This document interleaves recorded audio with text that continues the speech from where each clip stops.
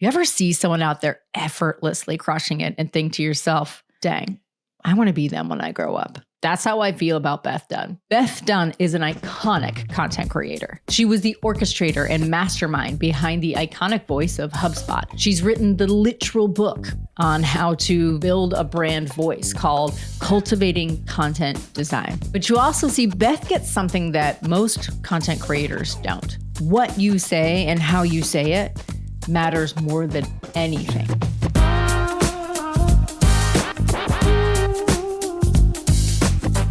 Content is content is content. Yeah. Right? It's not user content. It's not customer content. It's just all content. And so, yeah, I mean, that's what you really put in and framed up for me when it comes to connected brands. Well, it's interesting. You know, I think, and I just introduced this term to somebody on our team. They hadn't heard it before, but we talk a lot about like, don't ship your org chart, right? And I think that that is a lot of what we do in content is we ship our org chart to users. You know, like it's one team owns social, one team. I was just talking to somebody this morning who's talked about how for years she had this standing meeting where they would argue about who owned landing pages. Ugh. Because is that conversion? Is that, and if it's about the product, is it the, and so there would be 10 people in this call talking about who owned this landing page. And it's like, you know, there's a better way. Like, you know, who owns it is actually the customer or the lead who's encountering it. So let's talk about them. And this is why I really like to take the approach that Sarah Winters popularized in her book, Content Design, which is like you start with the user need, right? You start with the, what, you know, like even to the point of writing a user story about it, you know, as a whatever, I want to X so that I can Y. That just like strips all this other nonsense away about like, you know, just all the different hands in the pie. And obviously you have to overlay that with what your business goals are, right? Like what is the goal of this campaign, right? I want to, you know, we need to drive customer acquisition. Okay, so where's that overlap? Where do our needs overlap with the user needs? Right. That doesn't require 10 people on a call. I mean, we just got in the thick of things. We should just take one step back and introduce you and who you are and why you are so passionate about all things content. Okay, I can talk about. You do want me to talk about that for the hour, or? Yeah. Well, I mean, we could do it. How long you got? A week? Exactly. So, who am I? So, my name is Beth Dunn. I am currently head of content at Practice Better. Before that, I was at HubSpot for 13 years. Joined HubSpot when it was just a wee little startup in the incubator space in Cambridge, and you know, grew from approximately 50 employees to approximately just under 8,000 employees, and everything that goes along with that employee growth. And every role that I had to do with touching content and shaping content, and specifically in a rather unofficial way, but a very real way, brand voice, shepherding the brand voice, and especially the product brand voice was what I was known for. As well as this internal newsletter thing that I did. It's just, there was a lot. One of the things that I shared with you in preparation for this recording was that when I first realized that you were the voice behind and the brilliant mind behind so much of the voice that extended itself internally and externally at HubSpot, I was like, I got to be this person when I grow up. For the record, I was also a full-grown adult. I was in my 30s. But I was like, when I grow up as a content creator, I got to be Beth Dunn. And there was just so, and I say this somewhat ironically and with a pun, but like there was so much heart in everything you did. And those who are not familiar with the culture code that is HubSpot, like, let's first off define what heart means, but then also talk about like how you and your heart shows up in all of the work that you do. Well, thank you. You know, that's always been my goal, right? The goal is to convey your cultural values through the content that you create. And that was, for people who weren't inside HubSpot, what I was mostly known for at HubSpot was something called The Win, the weekly internal newsletter. And that's always news to a lot of people that The Win actually stood for weekly internal newsletter. And I started that back in 2010. The whole reason why we started it was because we moved into what then became our HQ. We moved out of the incubator space. So we had been in 2 rooms, and you would just see everybody every day. Then we moved into this new place, and there were hallways, right? Like literally you couldn't just look around and see everybody's face. And I heard a lot of people saying, I don't know what everybody's working on. I don't know what everybody's doing. I don't have like the same in-jokes anymore. We were afraid that our culture would fracture, and that our operations would suffer as well. So, I went up to Brian Halligan in the kitchen over by the toaster oven and was like, we need an internal newsletter. And he said, sounds great. You're in charge. That was it. That was the last, that's it. That was the whole planning session. And I started doing it right away. I started doing it in like September of 2010 and did it weekly for 13 years after that. And very quickly, it became clear to me that the user story here was not about making sure that everybody saw everything that was published on the wiki, right? What it was a Trojan horse for sneaking the voice and the values into everybody's head on a cellular level, right? Like if you get something in front of their eyeballs and that they enjoy reading, and that they want to share with their friends, they want to be in the pictures, everybody would submit pictures and they'd be in it. That actually drives a lot of opens if they think they're going to see themselves in it. Does. If you get that as like a song that is stuck in their head and you convey these brand values of humility and empathy and autonomy and warmth and optimism in all of the content that's inside that newsletter, well, then that's what people believe is true of themselves. And then they start to execute on that brand voice in everything that they do. So I don't care if you're a salesperson or a support rep or an executive or a product person, we all need to be singing the same tune. So that's really what the win was. It was always a Trojan horse for brand voice and values. Which is so masterful. And you accomplished that through and through. It was one of the most coveted things for us to get in our inboxes every single Friday. Like there was so much inconsistency in a company that grew in scale as quickly as HubSpot did. And it was the one thing that we could all rely on was every Friday we'd get the win in our inbox. And what I love too that you've done so masterfully is that you use this Trojan horse to start getting everybody on the same drum beat. Then you started getting folks like saying the same thing, thinking in a similar tenor or like using their voices appropriately in a certain tenor. Right. And you also blended that into the product features as well, such that the insides and the outsides matched. Yeah. That is wild. That is bonkers. Where did this come from? It shouldn't be that unusual, I mean, especially in this world of product-led growth, right? Like the product is your brand. The product is the experience. If anything is exemplifying the values and the voice of your brand, it should be the product. But instead, we tilt all of our emphasis on social and on, podcasts and on even landing page, on like the stuff that's way out there in the user journey. And that should be voicey too, right? And that should be authentic and true to who you are and who your customer should be in your shared narrative, right? All of that. But so many brands get you all the way up. It's like that whole dating analogy, like you're throwing just like, flowers and love letters constantly at your leads until they hand over their credit card. And then it's like they walk through the veil, and all of a sudden it's over. You have walked into a world of grayscale, and it was true. That was actually true to a certain extent at HubSpot in the early days, where the product content was, the product experience was just very sort of, factual, transactional.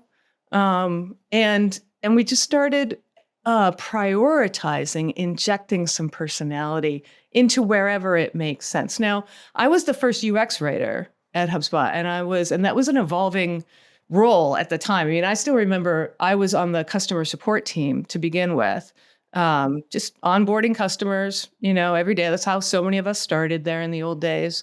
But we all pursued our little passion projects, right? And my passion project was always find an area of friction that kept coming up in customer onboarding calls. And it would almost always, what I would notice and what they would notice is, this is confusing. I don't know what to do next in the interface, right? And so I'd have to explain it. And then we would say, oh, well, maybe we need a help document to explain that. I'm like, actually, maybe we need to word it differently in the actual interface, right? So I would just go across the room to the engineer and say, hey, this might go a little bit better on my calls if you just worded it slightly differently, or use this word instead of that, or put any words at all explaining some help text or something like that. And the engineer would go, oh, that sounds great. And they they were always up for it, like, Right. And when we got our first director of design, Joshua Porter, when we acquired Performable, he went around asking people what they did, and I mentioned that, and he said, oh, you're my UX writer. And I was like, far out. What's that? I'd never heard the term before.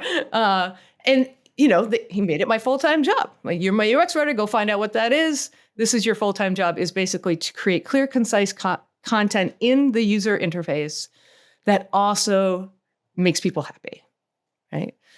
And back then, UX writing was a lot more loosey-goosey, right? Back then, you did do like funny error messages and like cutesy 404 pages. And that's not really okay anymore. It doesn't literally translate well into global markets. It doesn't, it's not always culturally inclusive enough, let's say, culturally inclusive enough. But there are still ways. I'm very firmly on the side of delight in product content. And delight has gotten a dirty word in product content. And I will fight you on that. Wait, what's the dirty implication of a delightful content? There's this whole thread of content design, of product content, that says you shouldn't be like just to delight, is like this like banner that some people are waving. And that's like anathema. That's the opposite of what I stand for. I do stand for clear, concise content that is inclusive and that helps the user do the next right thing. And I believe that there are moments in the user journey inside the product where it is appropriate to have some fun. And you can do that without creating friction for your user and without making people feel left out. You have to be really careful about it. You have to use it like it's hot sauce, right? You have to use it with discretion and realize that like a little bit goes a long way. Nobody wants to chug a bottle of sriracha. Maybe you do. There are people out there who want to. But again, just like all polarizing things, yes, there are some people who are going to want to indulge. But you can't, like if that's what you believe, if you believe there's no room for delight in your product, you've just gone back to those old days where you're giving people all the jazz hands up front in your relationship, and then they give you their credit card and they enter a world of gray. Yeah, I immediately am thinking about a very monotone experience that just feels completely uncaptivating, unimaginative. And what I think you did so beautifully for HubSpot was be able to capture some imagination, some playfulness, and very subtle word choices. And again, like one of the biggest brands out there had a very subtle and intentional voice behind the orchestration of the journey. And that takes a very precise hand in doing this. Like, how do you self-edit to create an experience that feels playful without undermining your validity, undermining the authority that you have in what you're helping somebody do? Well, there is self-editing, but there is also, it's got to be a collaborative effort, and you have to road test things. You have to actually run experiments to see if your gut impression of how something is going to land is true. I think that we content designers and content people in general tend to portray ourselves as being, these creative geniuses or whatever. And it's like, it's all on gut and instinct, I just know. You don't just know. You have to actually test and get the data. One of my favorite tricks, too, is to basically, you don't let it emerge entirely from yourself. It should emerge from the voices of your customers. So that's why the best UX writers and content designers, and for that matter, brand designers I know, spend a ton of time in their communities, listening to the words, phrases, the mental models, the metaphors that their customers are using. It's one of my favorite things to do is actually like create a glossary of the words that they use. Create a glossary or a repository of some sort of the metaphors that they're using. And that's their literally their mental map. Those are the words and phrases you should be using. That's a beautiful, very actionable thing that someone can do. Like, one thing that I think most folks underestimate in the way that they create content is that they think they have to sell to them, right? They think they have to impart on them a way of thinking, a way of approaching this work. But what you're saying actually is that you use the mental map. It already exists. You need to find where you situate yourself inside of that mental map to allow folks to find their way to you. Absolutely. And that's a real switch, I think, for a lot of marketers in particular.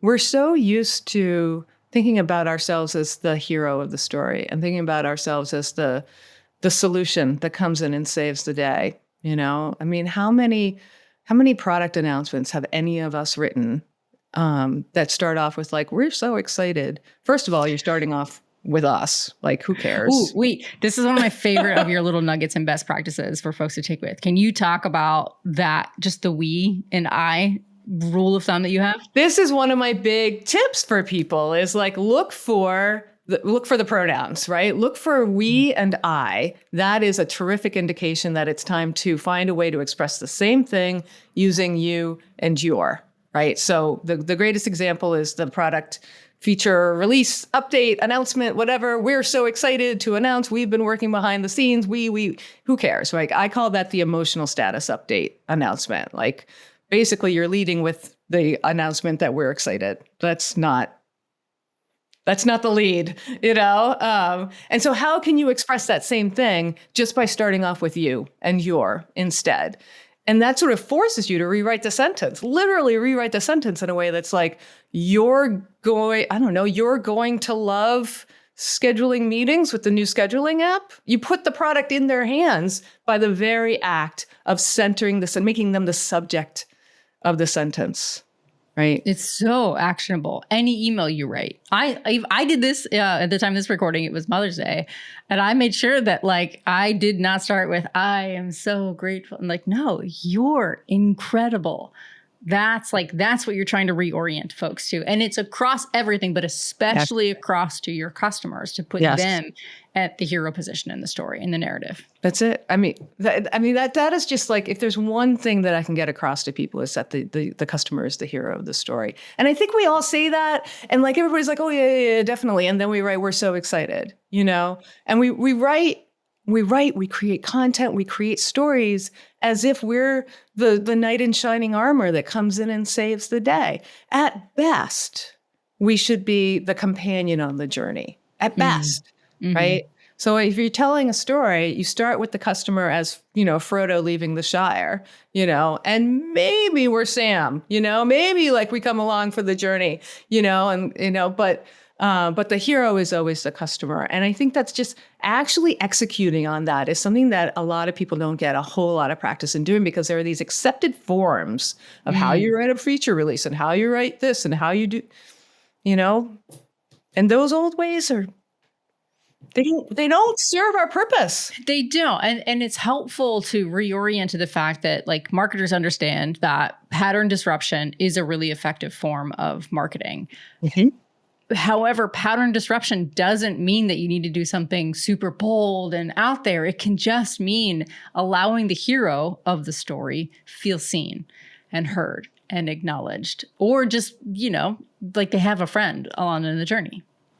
Never underestimate the value of offering somebody a friend. People used to ask me at HubSpot, what's the persona of the product that you're trying to convey? And they would use words like, you know, authority, you know, trusted advisor, you know, stuff like that.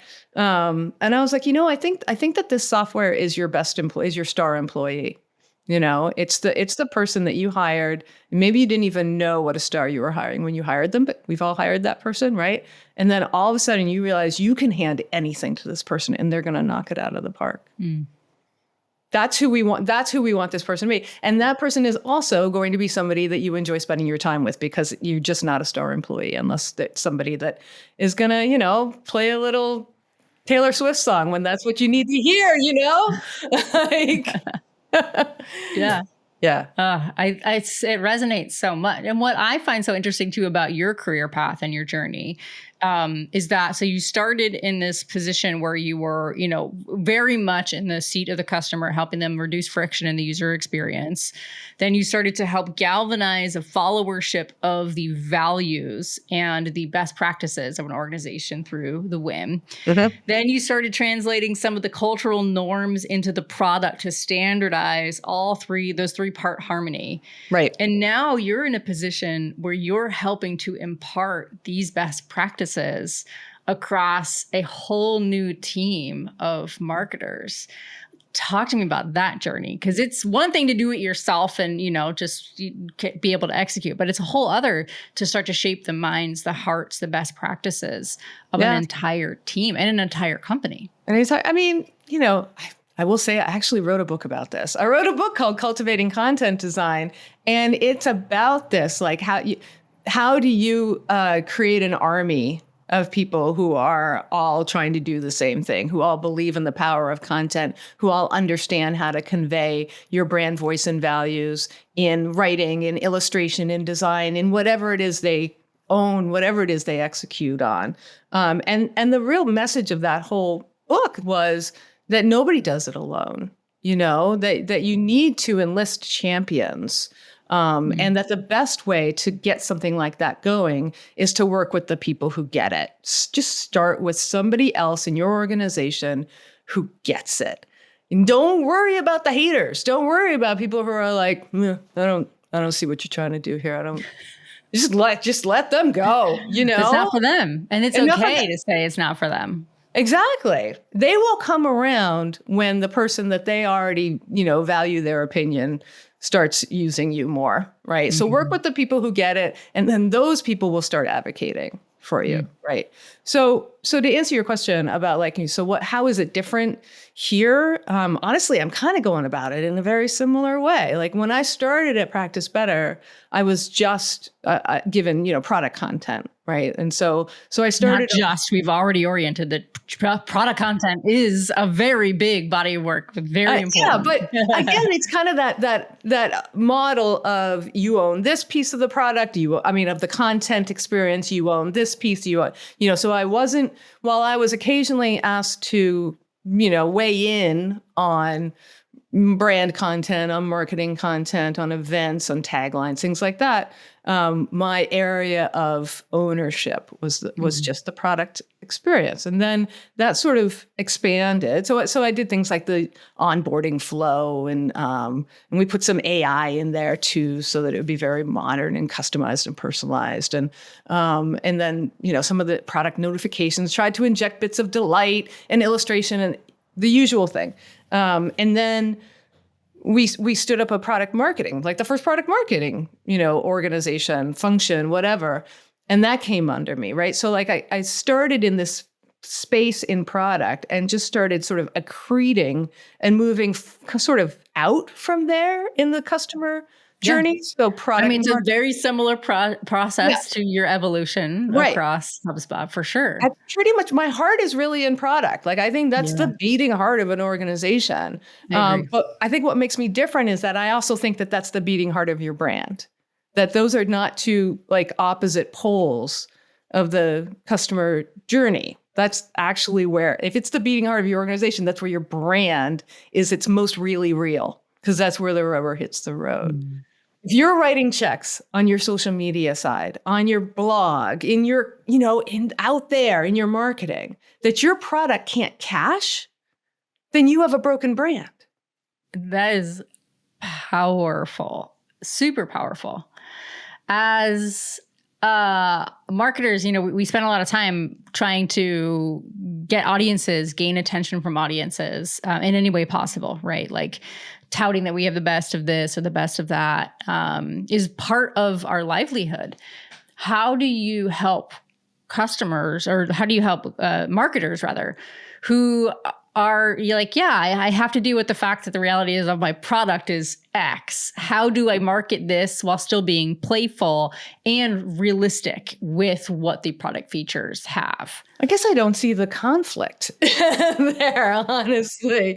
I think anything can be fun. Honestly, that's a core belief of mine. And I think that if you have a product, like let's start with the assumption that your product is something that people need and want. I hope that that's true. No matter what it is, then you are bringing joy to your target user, to the people who really intersect with that need, right? And who are going to love the problem that your product solves for them. You are actually going to make them happy. Happy is joy. Joy is fun, right? And so you just need to find that piece and unlock the joy and unlock the fun in that piece where that Venn diagram overlaps. Solving people's problems is good.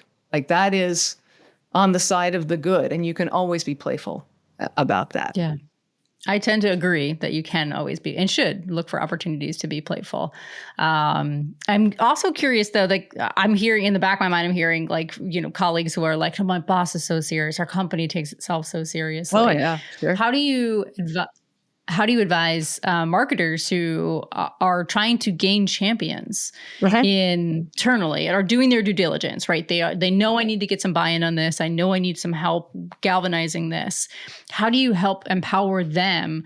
Or more tactically, how do you help them get their leaders bought into this style, this approach, which arguably is way more fun and way more effective ultimately in growing a business? I think it is. And let me start by saying fun looks different at different companies. Like there's no question about that, right? Like, and I think a lot of times people have this misperception that if you're advocating for like fun and playfulness or whatever, that you're going to come across as like Krusty the Clown in some way. And it's going to just be like goofy, right? Or childish. And that's not the thing either. Like, right. Like you have to match the playfulness to the situation, to the ICP. It has to actually land, and so you can't just want to like convey a sense of playfulness that you happen to enjoy or that you and your coworker, because that again is making you the hero. So it has to be contextually appropriate. It has to be right for your audience. Right. And then tactically, how do you actually get people to buy into that?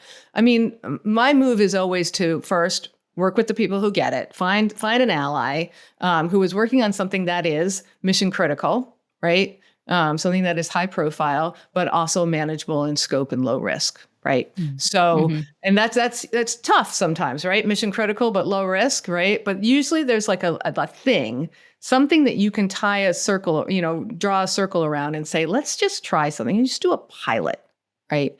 You just pilot something with a slightly different voice or with the user as the hero or whatever it is that you want to execute on that's something that your company hasn't done before, and you give it a go, right? And you don't necessarily have to say, we're going to do a thing, kids. We're going to, make the user the hero. We're going to, just do it, and then when you're presenting, don't talk about doing it, just do on it. the glorious results that you achieved, you can go, here's why this worked.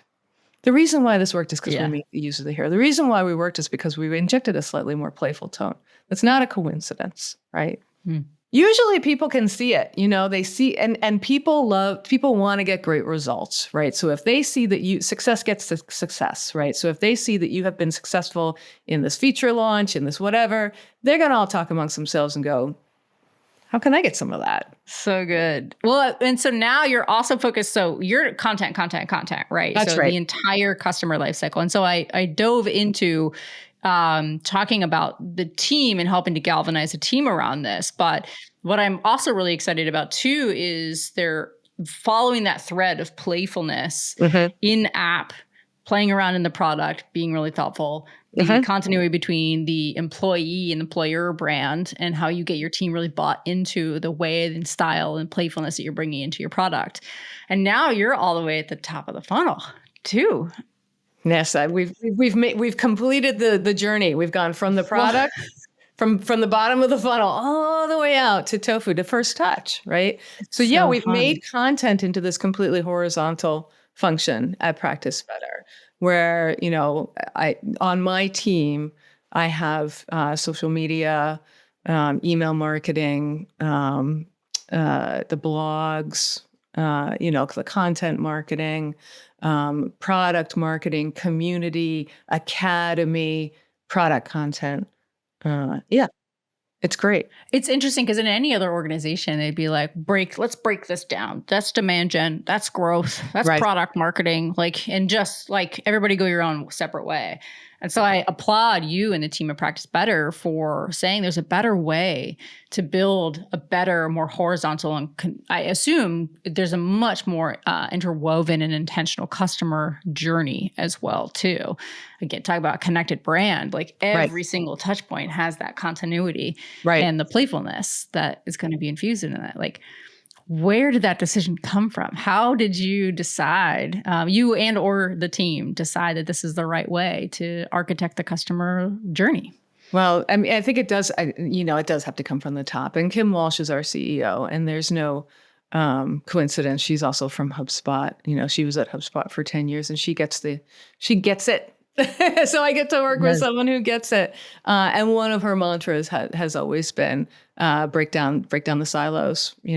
I mean, especially in such a small organization, there should not be any sense of like, well, this is mine and this is yours, right? Like, we all need to be in the same room together. That being said, there is clear, I don't want to say swim lanes because we really don't like that either, but there's clear ownership in terms of like the numbers that each one of us needs to move and we have a very well broken down flywheel metric machine, right? And that's the way that we move things along, right? But we do have this sort of evolving organizational design, for lack of a better word, where the things that move people through that flywheel and things that keep the friction from slowing down the flywheel are horizontal and are shared across the organization. Yeah. I love that. Is there a sequel out there to your book about organizational design and content? The next book would probably not be about organizational design. I'll just say that. Yeah. Yeah.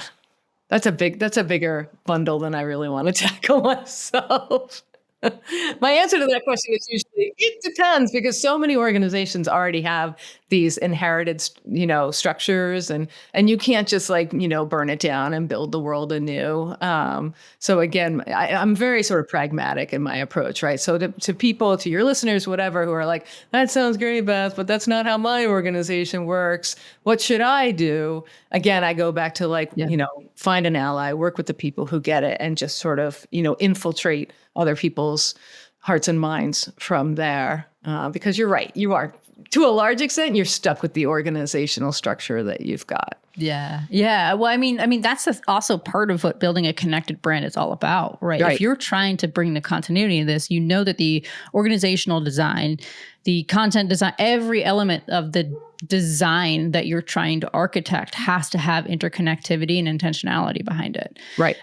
So I do think we are going to see more organizations taking this approach of reimagining how the friction they're introducing because of latent processes or inefficient organizational designs actually are eroding the brand experience and making it feel disconnected and making it feel disjointed. So I'm hopeful that someone will pick up the book. And I think it's by necessity organizations are doing this, because if you think about the way that organizational structures evolved during the boom times, right? When money was free, and money was cheap, the answer was always hire more people, and if you need to have this kind of a structure over here, then we're going to replicate that structure for each piece of the product and for each swim lane and so there was a lot of duplication of effort and a lot of different cooks in the kitchen. And now the mantra is efficiency. Now the mantra is do more with less. And I think that's going to be good for moving into this kind of world.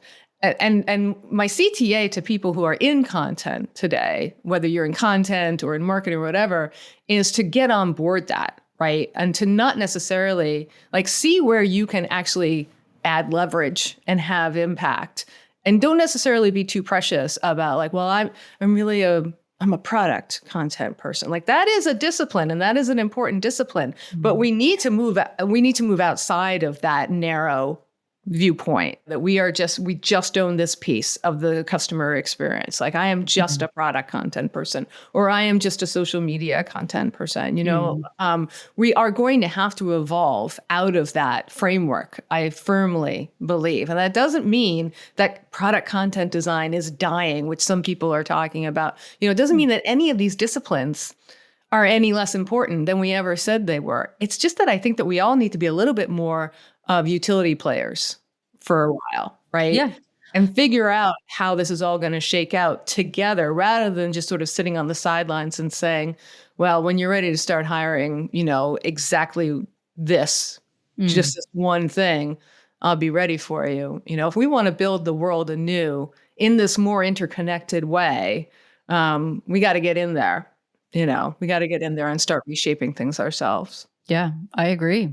Undercomplicate and oversimplify so that we can create a really exceptional experience. That's it. I love it. Break down those walls. Break down the walls. No silos here. No thanks. Well, if folks want to get to read some of your work and your original thoughts around content design, where can they find your book? So you can find my book on the A Book Apart website.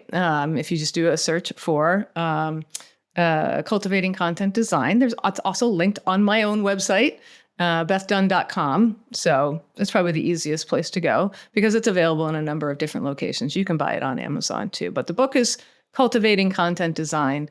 And I also write a newsletter. So you no longer have to actually work inside of HubSpot in order to read my original thinking. Do not disappoint. Get on there. It is not the win, obviously, because I don't have the wiki to pull from as I did back in those days. It's more essays on everything that you and I have talked about today. So that is also, you can subscribe to that at bethdunn.com on the newsletter subscribe page. And I'd love to have you.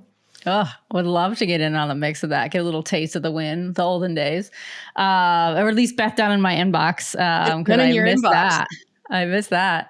And then if folks want to learn more about Practice Better, how do they get to follow your journey and the team's journey there? Absolutely. Well, follow us, follow us on LinkedIn for sure. We're going to be doing some pretty exciting things on social media coming up soon. I'm not going to tip my hand on that, but keep an eye out. We are at practicebetter.io. Check that out. Follow us. Follow our executives, Kim Walsh, the CEO, Abigail Kiso, the Chief Growth Officer, are also publishers and thought leaders that I think are really worth a follow. Amazing. Beth, it is such an honor to get to chat with you today. Thank you for setting the highest bar possible for me as a marketer to keep striving to achieve in all the best ways. Super high bar so that I can continue to execute at the highest level of potential. So thank you. I can't wait to see what you and the team of Practice Better get to do. Same here. Thank you so much for having me. You're so welcome.